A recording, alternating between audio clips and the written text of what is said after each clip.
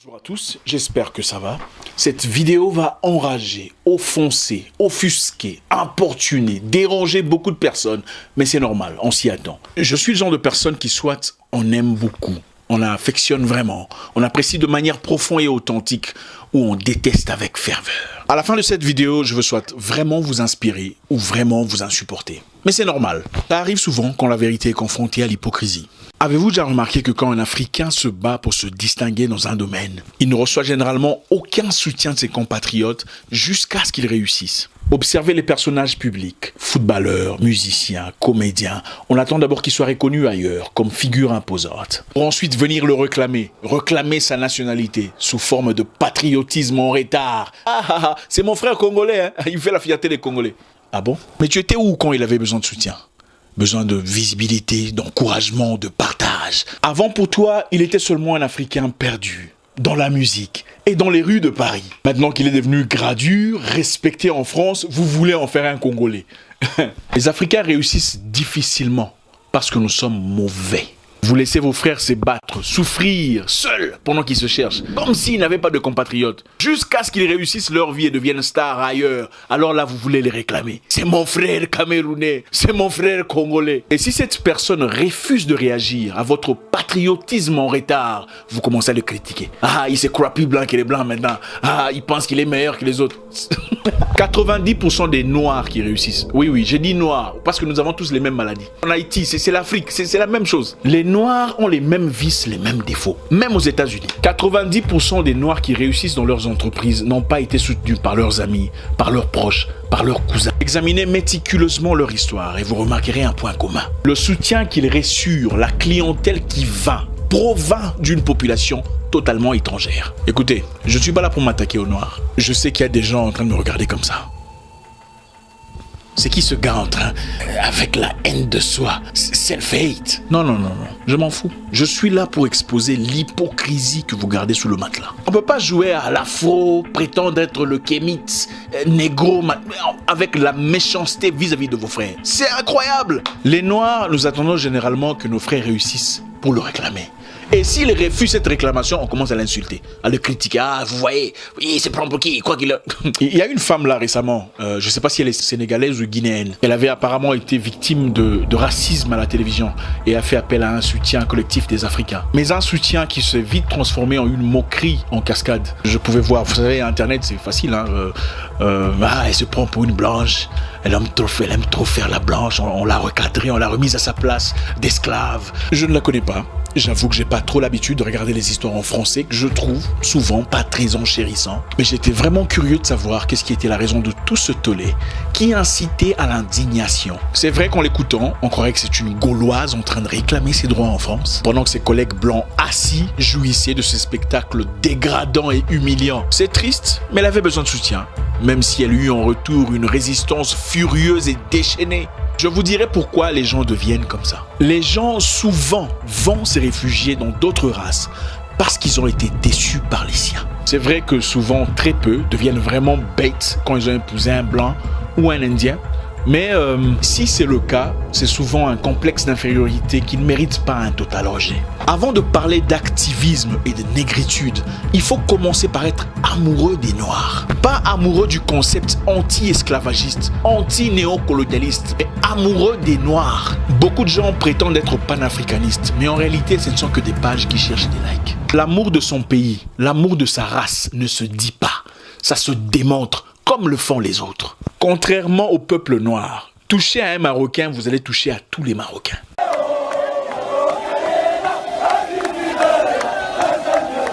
Si vous êtes bien informé, vous saurez qu'en Belgique, il y a quelques années, on offrait de l'argent à tout celui qui dénoncerait une personne en situation irrégulière. On le faisait en contrepartie d'une somme en silence pour qu'une investigation soit conduite et que la personne soit rapatriée à son pays d'origine. Beaucoup issus de l'Afrique subsaharienne sont tombés dans le piège.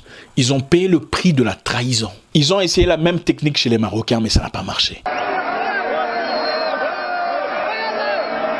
Parce que le Marocain n'est trahi généralement pas son frère. Et surtout pas pour une personne étrangère. Soutenez les entreprises de vos frères pendant leur période incubatoire. Apportez votre contribution à leur développement. C'est la seule façon de grandir l'Afrique. Il y a une Béninoise qui vend des pagnes et tout ça. Et on a une fois publié une vidéo de son entreprise sur la page. Mais il fallait voir les commentaires.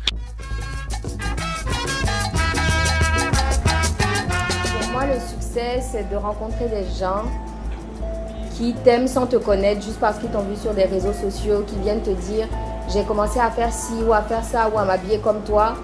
Parce que j'ai vu ce que tu fais et ça me plaît. Donc le succès, c'est pas seulement avoir de l'argent. Il y a plein de gens qui ont de l'argent qui sont détestés. C'est d'être aimé, d'être reconnu par les gens et que les gens soient fiers de toi.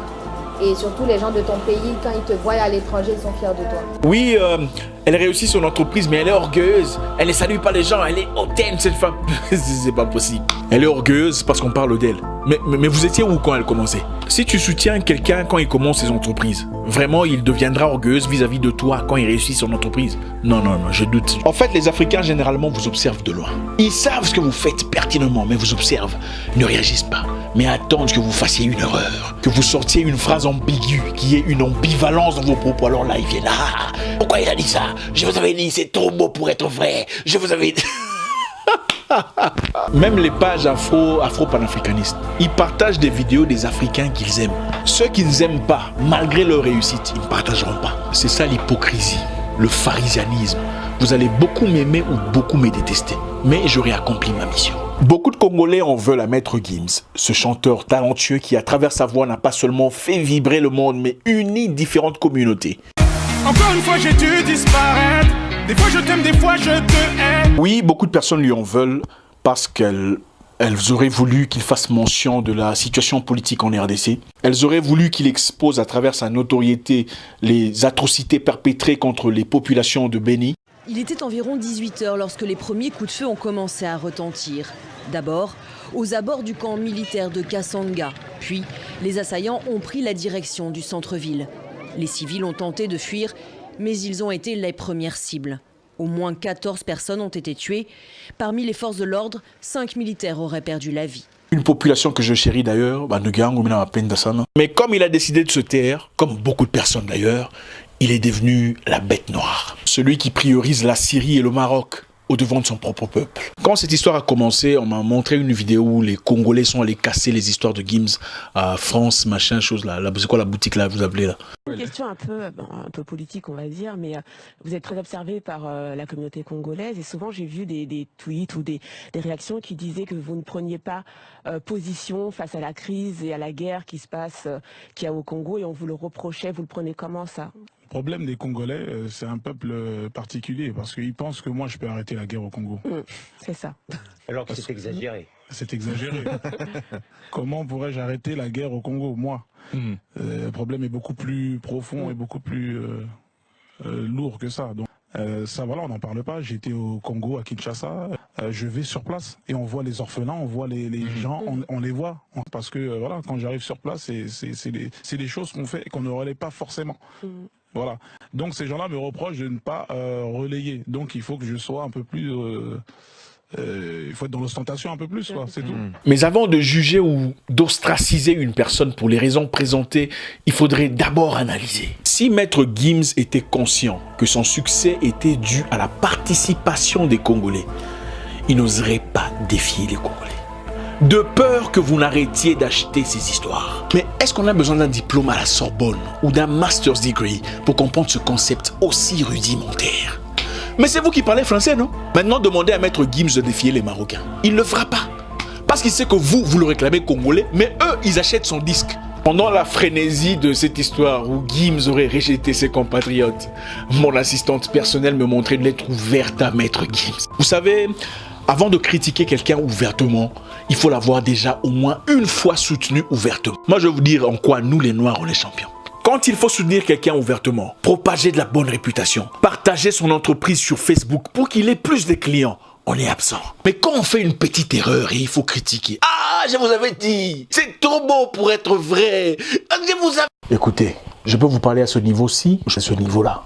J'ai fréquenté les deux mondes. Ma petite sœur là, Vanessa Cacheiro, que vous réclamez, ah, elle est congolaise, elle parle portugais, mais elle est congolaise. Si elle met un CD en vente pour la comédie, vous allez acheter? Votre patriotisme, c'est seulement lui écrire une box. Si elle ne répond pas, elle est orgueilleuse. J'ai fait une vidéo où je parlais de la peur de l'inconnu, du challenge que j'ai pris et que j'ai vaincu. Une vidéo qui parlait de mon parcours de combat contre Pat Berry aux États-Unis.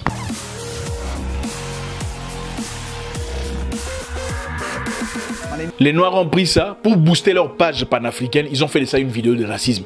Est-ce que moi je vous ai dit que j'ai un problème avec ce monsieur? Mais l'histoire que j'ai racontée là, j'ai écrit en détail dans le livre. Maintenant, combien de pages j'ai acheté les livres? Soutien des Noirs, c'est tellement, ah, c'est mon compatriote. Et si tu ne réponds pas à son atalak ou mal placé, ah, il est orgueilleux. Dans le monde de sport, beaucoup d'Africains ont du mal à progresser parce que les Africains ne le soutiennent pas. Il y a un Camerounais au nom de Francis Ngannou. Il combat aux États-Unis chez UFC. Il est fort.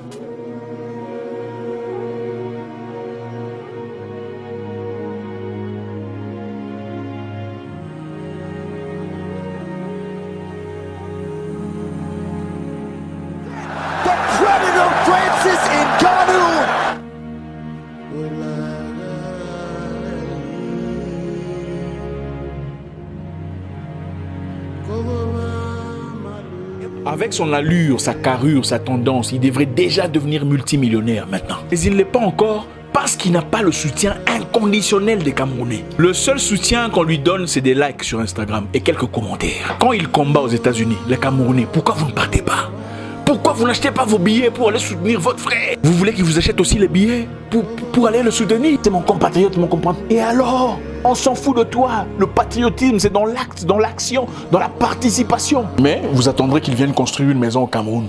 Et s'il n'en construit pas, ah, lui aussi, il a combattu là-bas, qu'est-ce qu'il a fait ici? Ou qu'il fasse des dons gratuits aux orphelinats, ses compatriotes. C'est triste l'Afrique. On a l'impression que le soutien de l'Africain est toujours collé à quelque chose. Hein, on s'attend à quelque chose en retour. Il n'y a pas de soutien gratuit. Pendant ce temps, il y a un petit là qui s'appelle McGregor.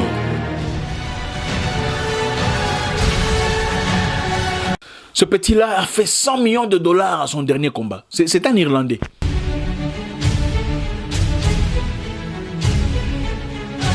Il a 26 ans ou 27 ans, je ne sais pas combien. Mais pourquoi McGregor a fait 100 millions de dollars? Parce que les Irlandais sont engagés à soutenir leurs frères.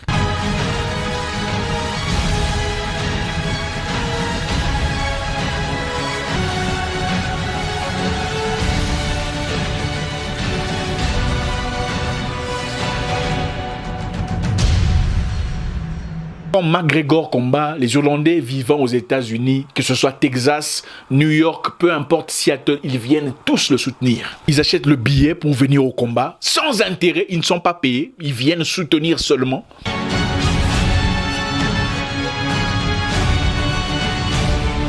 Ceux qui ne peuvent venir sur le terrain restent à la maison mais achètent pay-per-view pour suivre le gars à la télévision. C'est ça le patriotisme. Maintenant, s'il y a génocide en Irlande, vous pensez que McGregor ne dira rien par rapport à ça? L'ennemi le plus farouche de l'Afrique francophone, ce n'est pas la France. C'est l'Africain avec ses émotions. Même un pasteur, pour partager la vidéo d'un autre pasteur qui a bien prêché. Non, il risque de voler tous les why.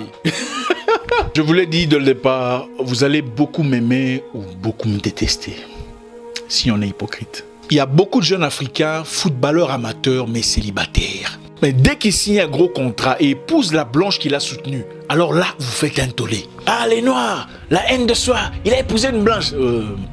Soutenez vos compatriotes quand ils se cherchent encore. Ne venez pas critiquer quand ils ont déjà réussi sans vous. Si vous n'avez jamais acheté un disque de Maître Gims par patriotisme, vous n'avez pas le droit de le critiquer. Ce qui me ferait plaisir à moi, c'est de voir quelqu'un écrire une lettre ouverte à un de ces jeunes hommes qui chantent en France, un de ces jeunes Africains qui chantent en France. Une lettre disant, en tout cas moi, frère, je te félicite pour le travail que tu fais.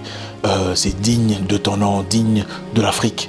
Et pour te remercier, je t'envoie 200 € de mon salaire, juste pour t'encourager. Je sais que c'est pas grand-chose, mais je te les envoie. Personne n'oserait le faire. Mais quand il faut critiquer, alors là, il y a tout le monde qui descend. Vous invitez un orateur français pour parler en Afrique, vous le payez 30 000 €. Vous invitez un Africain pour la même cause, vous voulez qu'il le fasse gratuitement par panafricanisme. Vous pensez qu'il va manger panafricanisme? Vous savez, deux des panafricains les plus célèbres sur Internet ne s'adressent plus la parole. Parce que chez nous les Noirs, l'émotion prime souvent sur la raison. En tout cas, moi on m'aime beaucoup ou on m'aime pas du tout. Mais mon nom est Zach Mwekassa, le guerrier noir. Votre frère. Même un pasteur, pour partager la vidéo d'un autre pasteur qui a bien prêché.